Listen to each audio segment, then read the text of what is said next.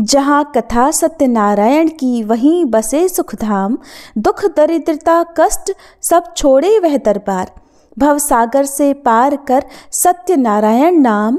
साधन ये सरल है जग में सबसे श्रेष्ठ। सत्य ही धर्म का मार्ग है, सत्य ही ईश्वर का रूप है। सत्यनारायण भगवान की कथा न केवल जीवन की बाधाओं को दूर करती है, बल्कि हमें सत्य के मार्ग पर चलने की प्रेरणा भी देती है। ये कथा सुख, समृद्धि, शांति और मोक्ष का द्वार खोलती है। प्रिय श्रोताओ, आज मार्गशीर्ष पूर्णिमा की इस पावन घड़ी में जब हम सब एकत्र हुए हैं, ये कथा हम सभी के हृदयों में भक्ति, विश्वास और समर्पण की भावना जागृत करेगी। आइए हम सभी तन मन धन से श्री सत्यनारायण भगवान को स्मरण करें और कथा का शुभारंभ करें। हे सत्यनारायण भगवान, आपकी कथा सुनने और सुनाने का सौभाग्य प्राप्त हुआ है। कृपया हम सब पर अपनी कृपा दृष्टि बनाए रखें और हमारे जीवन में सत्य और धर्म का प्रकाश फैलाएं। प्रेम से बोलिए, विघ्नहर्ता भगवान गणेश की जय। श्री सत्यनारायण भगवान की जय। पौराणिक कथा के अनुसार एक समय नैमिषारण्य तीर्थ में शौनक आदि 88,000 ऋषियों ने श्री सूत जी से कहा, हे प्रभु, इस कलयुग में वेद विद्या रहित मनुष्यों को प्रभु भक्ति किस प्रकार मिलेगी और उनका उद्धार कैसे होगा? हे मुनिश्रेष्ठ, कोई ऐसा तप कहिए जिससे थोड़े समय में पुण्य प्राप्त होवे और मनोवांछित फल मिले। ऐसी कथा को सुनने की हमारी इच्छा है। सर्वशास्त्र ज्ञाता श्री सूत जी बोले, हे वैष्णवों में पूज्य, आप सबने प्राणियों के हित की बात पूछी है। अब मैं उस श्रेष्ठ व्रत को आप लोगों से कहूँगा जिस व्रत को नारद जी ने श्री लक्ष्मी नारायण भगवान से पूछा था और लक्ष्मीपति ने मुनिश्रेष्ठ नारद जी से कहा था। सो ध्यान पूर्वक सुनो। एक समय योगीराज नारद जी दूसरों के हित की इच्छा से अनेक लोकों में घूमते हुए मृत्यु लोक में आ पहुँचे। यहाँ अनेक योनियों में जन्मे हुए प्रायः सभी मनुष्यों को अपने कर्मों के अनुसार अनेकों दुखों से पीड़ित देखकर सोचा कि किस यत्न के करने से निश्चय ही प्राणियों के दुखों का नाश हो सकेगा। ऐसा मन में सोचकर देवर्षि मुनि श्री विष्णु लोक को गए। वहां श्वेत वर्ण और 4 भुजाओं वाले देवों के ईश नारायण को देखकर, जिनके हाथों में शंख, चक्र, गदा और पद्म थे तथा वरमाला पहने हुए थे, स्तुति करने लगे। हे भगवान, आप अत्यंत शक्ति से संपन्न हैं। मन तथा वाणी भी आपको नहीं पा सकती। आपका आदि मध्य अंत भी नहीं है। आप निर्गुण स्वरूप, सृष्टि के आदिभूत और भक्तों के सभी दुखों को नष्ट करने वाले हो। आपको मेरा नमस्कार है। नारद जी से इस प्रकार की स्तुति सुनकर भगवान श्री विष्णु बोले, हे मुनिश्रेष्ठ, आपके मन में क्या है? आपका किस काम के लिए आगमन हुआ है? निसंकोच कहिए। तब नारद मुनि बोले, प्रभु, मृत्युलोक में सब मनुष्य जो अनेक योनियों में पैदा हुए हैं, अपने अपने कर्मों के द्वारा अनेक प्रकार के दुखों से दुखी हो रहे हैं। हे नाथ, यदि आप मुझ पर दया रखते हो तो बतलाइए कि उन मनुष्यों के सब दुख थोड़े से ही प्रयत्न से कैसे दूर हो सकते हैं? तब श्री विष्णु भगवान जी बोले, हे नारद, मनुष्यों की भलाई के लिए तुमने बहुत अच्छी बात पूछी है। जिस काम के करने से मनुष्य मोह से छूट जाता है, वह मैं कहता हूँ, सुनो। बहुत पुण्य देने वाला, स्वर्ग तथा मृत्युलोक दोनों में दुर्लभ एक अत्यंत उत्तम व्रत है। आज मैं प्रेमवश होकर तुमसे कहता हूँ, श्री सत्यनारायण भगवान का ये व्रत अच्छी तरह विधि पूर्वक करके मनुष्य धरती पर आयु पर्यंत सुख भोग कर मरने पर मोक्ष को प्राप्त होता है। श्री भगवान के वचन सुनकर नारद मुनि बोले, हे भगवान, उस व्रत का फल क्या है? क्या विधान है? और किसने ये व्रत किया है और किस दिन यह व्रत करना चाहिए? विस्तार पूर्वक कहिए। भगवान विष्णु बोले, हे नारद, दुख, शोक आदि को दूर करने वाला, धन धान्य को बढ़ाने वाला, सौभाग्य तथा संतान को देने वाला यह व्रत सब स्थानों पर विजय करने वाला है। भक्ति और श्रद्धा के साथ किसी भी दिन मनुष्य श्री सत्यनारायण की प्रातःकाल के समय ब्राह्मणों और बंधुओं के साथ धर्म परायण होकर पूजा करे। भक्ति भाव से नैवेद्य, केले का फल, शहद, घी, दूध और गेहूं का आटा सवाया लेवे। गेहूं के अभाव में साठी का चूर्ण भी ले सकते हैं और सब पदार्थों को भगवान को अर्पण कर देवे तथा बंधुओं सहित ब्राह्मणों को भोजन करावे। पश्चात स्वयं भोजन करे। रात्रि में नृत्य गीत आदि का आयोजन कर सत्यनारायण भगवान का ध्यान करते हुए समय बिताए। इस तरह व्रत करने पर मनुष्य की इच्छा निश्चय पूरी होती है। विशेष रूप से कलिकाल में भूमि पर यही मोक्ष का सरल उपाय है। प्रेम से बोलिए श्री सत्यनारायण भगवान की जय। श्री सत्यनारायण व्रत कथा का प्रथम अध्याय संपूर्ण। दूसरा अध्याय। श्री सूत जी बोले, हे ऋषियों, जिसने पहले समय में इस व्रत को किया है उसका इतिहास कहता हूँ, ध्यान पूर्वक सुनो। सुंदर काशीपुरी नगरी में एक अत्यंत निर्धन ब्राह्मण रहता था। वह भूख और प्यास से बेचैन हुआ नित्य पृथ्वी पर घूमता था। ब्राह्मणों से प्रेम करने वाले भगवान ने ब्राह्मण को दुखी देखकर बूढ़े ब्राह्मण का रूप धरकर उसके पास जाकर आदरपूर्वक पूछा, हे विप्र, तुम नित्य दुखी होकर पृथ्वी पर क्यों घूमते हो? हे ब्राह्मण, ये सब मुझसे कहो, मैं सुनना चाहता हूँ। तब वह ब्राह्मण बोला, मैं निर्धन ब्राह्मण हूँ, भिक्षा के लिए पृथ्वी पर फिरता हूँ। हे भगवान, यदि आप इससे छुटकारा पाने का कोई उपाय जानते हो तो कृपा कर मुझे बताएं। वृद्ध ब्राह्मण बोला, हे विप्र, सत्यनारायण भगवान मनोवांछित फल देने वाले हैं, इसलिए तुम उनका पूजन करो, जिसके करने से मनुष्य सब दुखों से मुक्त हो जाता है। तब ब्राह्मण को व्रत का सारा विधान बतलाकर बूढ़े ब्राह्मण का रूप धारण करने वाले श्री सत्यनारायण भगवान वहीं अंतर्ध्यान हो गए। जिस व्रत को वृद्ध ब्राह्मण ने बतलाया है मैं उसको अवश्य करूंगा, यह निश्चय करने पर उसे रात भर नींद नहीं आई। सवेरे उठकर सत्यनारायण भगवान के व्रत का निश्चय कर वह भिक्षा के लिए चला। उस दिन उसको भिक्षा में बहुत सारा धन मिला, जिससे बंधु बांधवों के साथ उसने सत्यनारायण भगवान का व्रत किया। इसके करने से वह ब्राह्मण सब दुखों से छूटकर अनेक प्रकार की संपत्तियों से युक्त हुआ। उस समय से वह ब्राह्मण हर मास व्रत करने लगा। इस तरह सत्यनारायण भगवान के व्रत को जो भी करेगा वह मनुष्य सब दुखों से छूट जाएगा। इस तरह नारद जी से सत्यनारायण भगवान का कहा हुआ यह व्रत मैंने तुमसे कहा। हे विप्रो, मैं अब और क्या कहूँ? तब ऋषिगण बोले, हे मुनीश्वर, संसार में इस ब्राह्मण से सुनकर किस किसने इस व्रत को किया, हम वह सब भी सुनना चाहते हैं। इसके लिए हमारे मन में अत्यंत जिज्ञासा हो रही है। सूत जी बोले, हे मुनियों, जिसने इस व्रत को किया है वह सब भी सुनो। एक समय वह ब्राह्मण धन और ऐश्वर्य के अनुसार बंधु बांधवों के साथ व्रत करने को तैयार हुआ। उसी समय एक लकड़ी बेचने वाला बूढ़ा आदमी आया और बाहर लकड़ियों को रखकर ब्राह्मण के मकान में गया।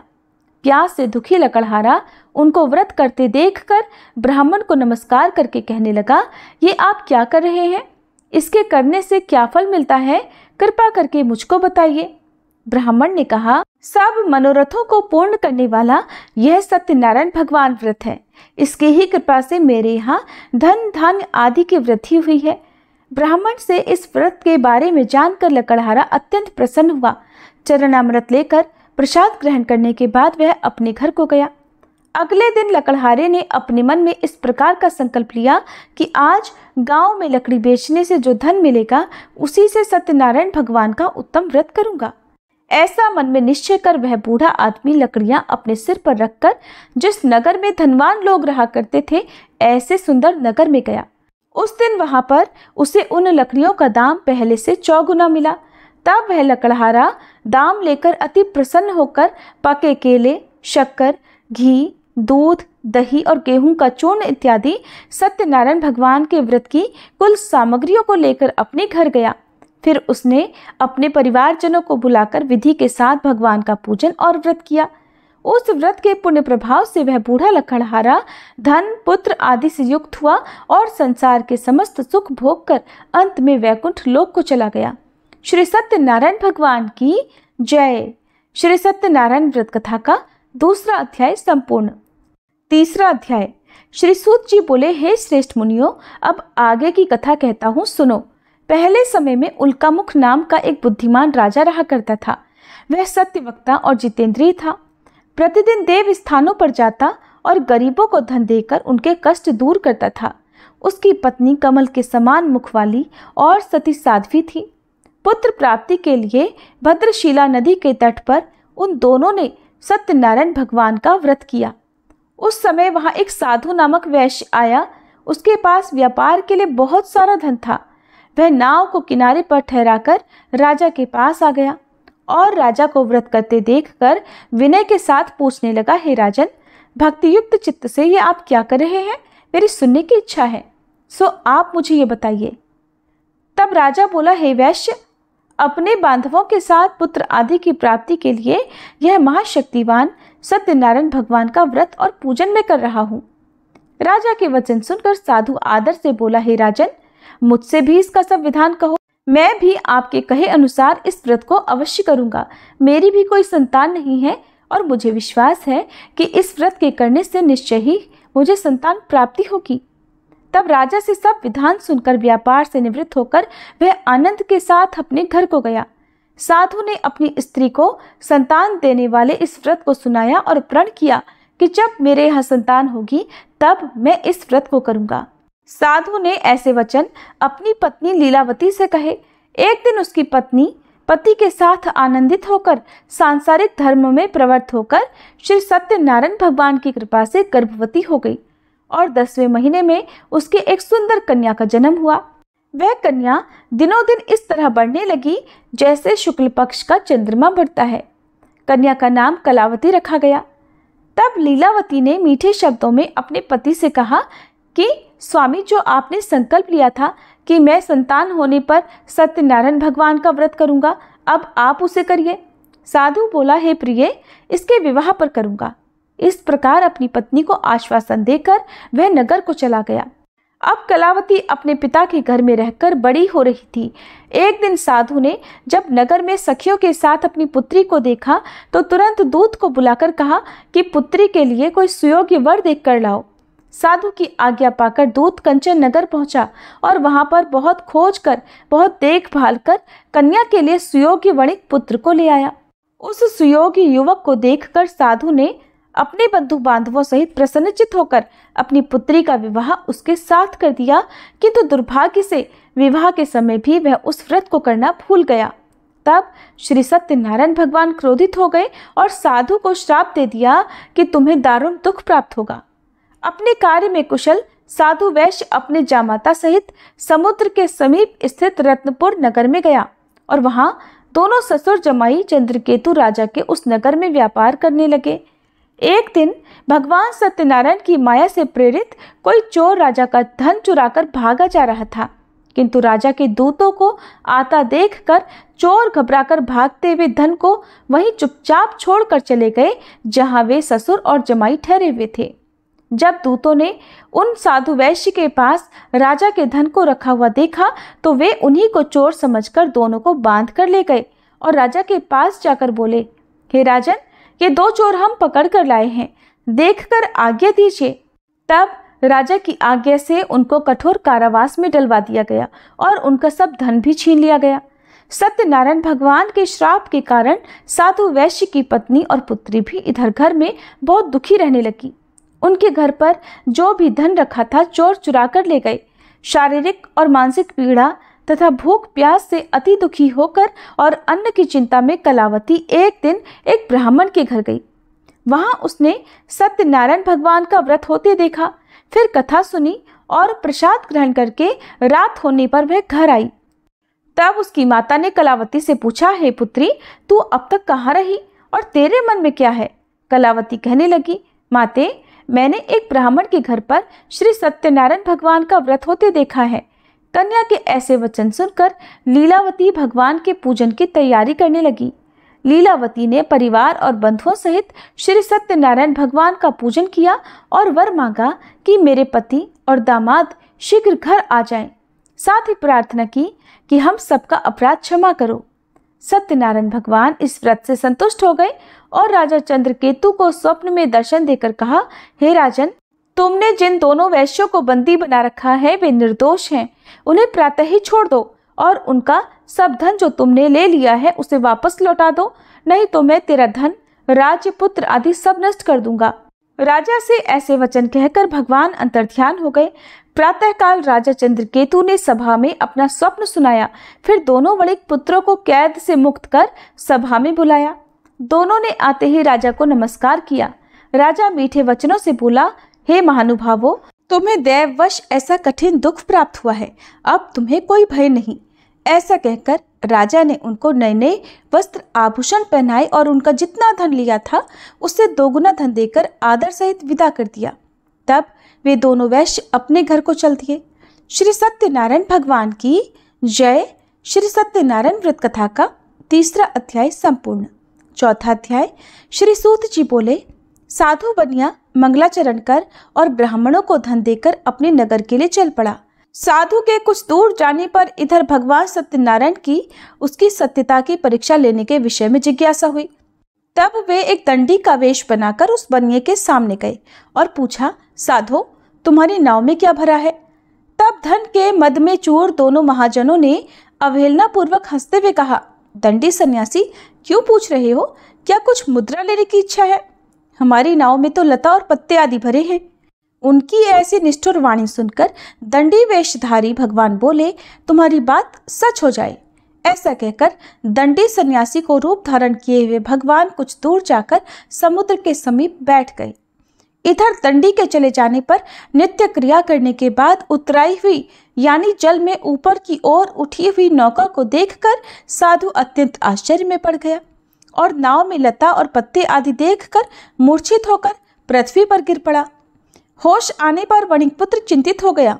तब उसके दामाद ने इस प्रकार कहा कि पिताजी, आप शोक क्यों करते हैं? दंडी ने श्राप दे दिया है। इस स्थिति में वे ही चाहें तो सब कुछ कर सकते हैं, इसमें संशय नहीं। अतः उन्हीं की शरण में हमको चलना चाहिए और वहीं मन की इच्छा पूर्ण होगी। दामाद की बात सुनकर वह साधु बनिया उनके पास गया और वहां दंडी को देखकर उसने भक्ति पूर्वक उन्हें प्रणाम किया तथा आदर पूर्वक कहने लगा कि आपके सम्मुख मैंने जो कुछ कहा है, असत्य भाषण रूप अपराध किया है, आप कृपया मेरे उस अपराध को क्षमा कर दीजिए। ऐसा कहकर बार बार प्रणाम करके वह महान शोक से व्याकुल हो गया। दंडी ने उस बनिए को रोते हुए देखकर कहा, हे मूर्ख, रो मत, मेरी बात सुनो। मेरी पूजा से उदासीन होने के कारण तथा मेरी आज्ञा से ही तुमने बार बार दुख प्राप्त किया है। भगवान की ऐसी वाणी सुनकर वह उनकी स्तुति करने लगा। साधु ने कहा, हे प्रभु, ये आश्चर्य की बात है कि आपकी माया से मोहित होने के कारण ब्रह्मादि देवता भी आपके गुणों और रूपों को यथावत रूप से नहीं जान पाते।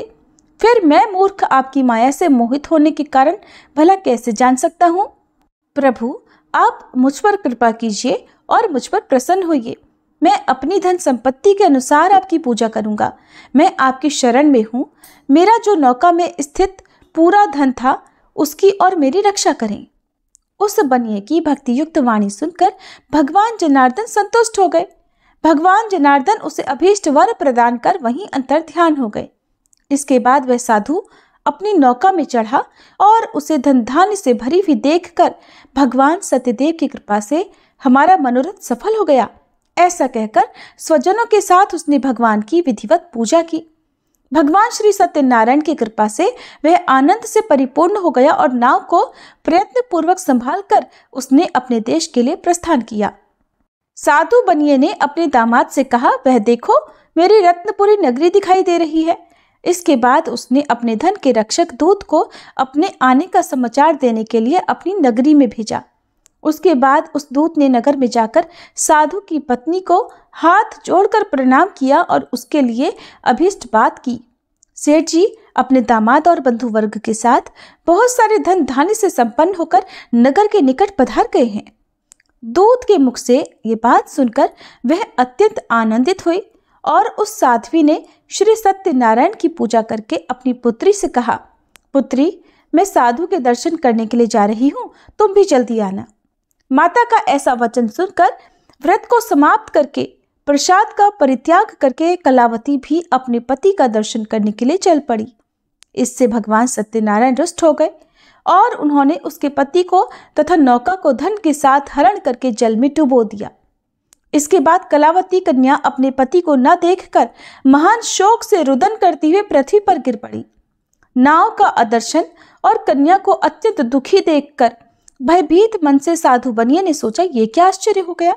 नाव का संचालन करने वाले भी सभी चिंतित हो गए।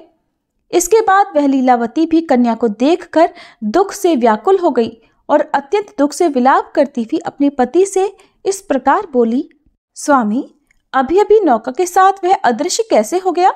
न जाने किस देवता की उपेक्षा से वह नौका हरण कर ली गई, या फिर श्री सत्यनारायण का महात्म्य भला कौन जान सकता है। ऐसा कहकर वह अपने परिवारजनों के साथ विलाप करने लगी और कलावती कन्या को गोद में लेकर रोने लगी। कलावती भी अपने पति के नष्ट हो जाने पर दुखी हो गई और पति की पादुका लेकर उनका अनुगमन करने के लिए उसने मन में निश्चय किया। कन्या के इस प्रकार के आचरण को देखकर पत्नी सहित वह धर्म के साधु बनिया अत्यंत शोक व्याकुल हो गया और सोचने लगा, या तो भगवान सत्यनारायण ने यह अपहरण किया है, या फिर हम सभी भगवान सत्यदेव की माया से मोहित हो गए हैं। अपनी धन की शक्ति के अनुसार मैं भगवान श्री सत्यनारायण की पूजा करूंगा। तब सभी को बुलाकर इस प्रकार कहकर उसने अपने मन की इच्छा प्रकट की और बारंबार भगवान सत्यदेव को दंडवत प्रणाम किया। इससे दीनों के परिपालक भगवान सत्यदेव प्रसन्न हो गए। भक्त वत्सल भगवान ने कृपा पूर्वक आकाशवाणी की कि तुम्हारी कन्या प्रसाद छोड़कर अपने पति को देखने चली आई है। निश्चय ही इस कारण उसका पति अदृश्य हो गया है। यदि घर जाकर यह प्रसाद ग्रहण करके वापस आए तो हे साधु बनिया, तुम्हारी पुत्री पति को प्राप्त करेगी, इसमें संशय नहीं। कलावती ने भी यह दिव्य आकाशवाणी सुनी तो वह शीघ्र ही अपने घर गई और उसने प्रसाद ग्रहण किया। वापस आकर उसने अपने परिवारजनों और अपने पति को भी देखा। तब कलावती कन्या ने अपने पिता से कहा कि पिताजी, अब तो घर चलिए, देरी क्यों कर रहे हैं। कन्या की बात सुनकर वणिक पुत्र संतुष्ट हो गया और विधि विधान से भगवान सत्यनारायण का पूजन करके धन तथा बंधु बांधवों के साथ अपने घर को गया। इसके बाद पूर्णिमा और संक्रांति पर्वों पर भगवान सत्यनारायण का पूजन करते हुए इस लोक में सुख भोग कर अंत में वह सत्यपुर वैकुंठ लोक को चला गया। प्रेम से बोलिए श्री सत्यनारायण भगवान की जय। श्री सत्यनारायण भगवान व्रत कथा का चौथा अध्याय संपूर्ण। पांचवा अध्याय। श्री सूत जी बोले, श्रेष्ठ मुनियों, अब इसके बाद मैं दूसरी कथा कहूँगा। आप लोग ध्यान पूर्वक सुनिए। अपनी प्रजा का पालन करने में तत्पर तुंगध्वज नामक एक राजा था। उसने सत्यदेव के प्रसाद का परित्याग करके दुख प्राप्त किया। एक बार वह वन में बहुत से पशुओं को मारकर वट वृक्ष के नीचे आया। वहां उसने देखा कि गोपगण बंधु बांधवों के साथ संतुष्ट होकर भक्ति पूर्वक भगवान सत्यदेव की पूजा कर रहे हैं। राजा यह देखकर भी अहंकारवश न तो वहां गया और न उसने भगवान सत्यनारायण को प्रणाम ही किया।